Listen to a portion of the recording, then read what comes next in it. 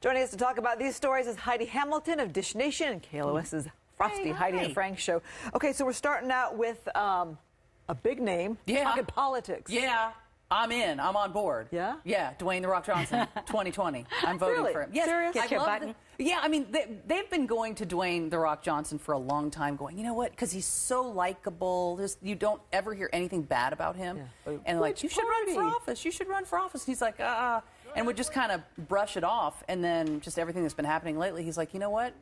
Maybe I will. Yeah, but which party? That's the big question. Well, because he's an independent. But he did speak at the Republican convention, I think, back in 2000. Hasn't said much about Donald Trump, but did say that if he was president, I mean, he would want to have poise. And even if you disagree with The Rock, it's like, well, we're one, so we still need to figure it out, as opposed to disagreeing and then pushing people out and not listening and going, no, that's not going to happen. He's like, no, I think we all still need to come together. I mean, everything he's talking about.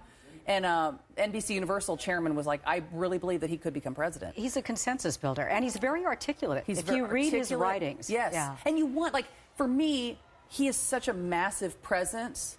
I do think he needs to bring the eyebrow back, though, from his wrestling days. Because I think once he becomes president, he gets that eyebrow drawn back in there. He goes to talk with leaders, and he puts that eyebrow up, and you're like, okay. I just feel like I look at him like he could get the job done. And think about it. Jesse Ventura had a very successful career. Yes, he was Jesse the Body Ventura, and then he became Jesse the Mind Ventura, and it worked for him. I think Dwayne "The Rock" Johnson has a shot. And I like it, too, because remember the old Rock the Vote?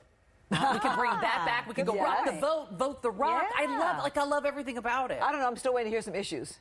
I know. Just that we don't know. Just a thought. Yeah, he did say he wants 3-day weekends and nobody has to pay taxes. So I think he's going to get a lot of people on board with that. Although I think he may have been joking. 3-day weekend. But I like it. I like it. I love him for president. I don't know who his running mate would be. Who knows? And what about Bex? He's usually a guy who's so perfect, but getting a little Twitter. A little Twitter hate over his acting. A lot of, because he's in King Arthur, and he's getting a lot of hate for his role, where they kind of uglied him up a little bit. And I watched the trailer, and I got to say, I didn't think it was that bad. I don't understand where the hate is. I mean, just from a few simple little lines, I think what a lot of people are having a problem with is it's Guy Ritchie's movie. And they're friends. They're friends, and a lot of people are like, oh, you're just going to put David Beckham in a movie? He's not even an actor. You're just going to put him in there because you're friends? Well, that's kind of how Hollywood works. Right. And I saw the trailer, and it didn't seem that bad. It needs to be like, you know, people just railing on him and hating. But I think, you know, he's handsome. He's got the gorgeous wife, the 4 perfect kids. Go on. Yeah, right. I know. He's an incredible athlete, maybe the best in the world. I think he'll get through this. He's going to get through it. And, you know, quite frankly, it's like, I kind of want him to be bad at something. It's like, he's not the greatest actor. Good. Fail at yes, something. right. Exactly. You have everything else. Give us a break. It's okay if you're human a bad after actor. all. Right? Yeah. But he's in a key scene in that movie. He is. It's where King Arthur, played by Charlie Hunnam, is pulling the sword out of the stone. I mean, it's just like this moment.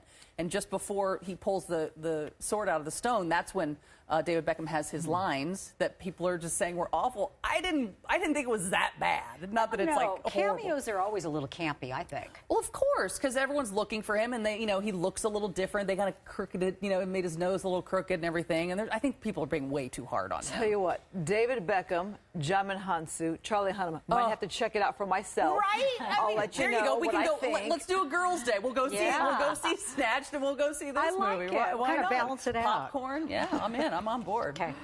All right. You can hear Heidi every morning on Frosty, Heidi, and Frank weekdays. There's a movie. We're still looking at Charlie Hunnam. I mean, my God, just go ahead why and roll look the away movie. from that? Yeah. Here he goes, pulling that sword out. All right. Here's where you find Heidi. Yes. You can also see her weeknights at 6:30 and 11:30 on Dish Nation. That's right here on Fox 11. Yay! Always fun to chat with you. I love coming in. All right. Movie night, girls. We should do that. Yes! Skinny girl popcorn, I'll bring it. I love Skinny Girl popcorn. Twizzlers, Junior Mints. Oh, We'll be right yes, I'm back. on board. Let's go.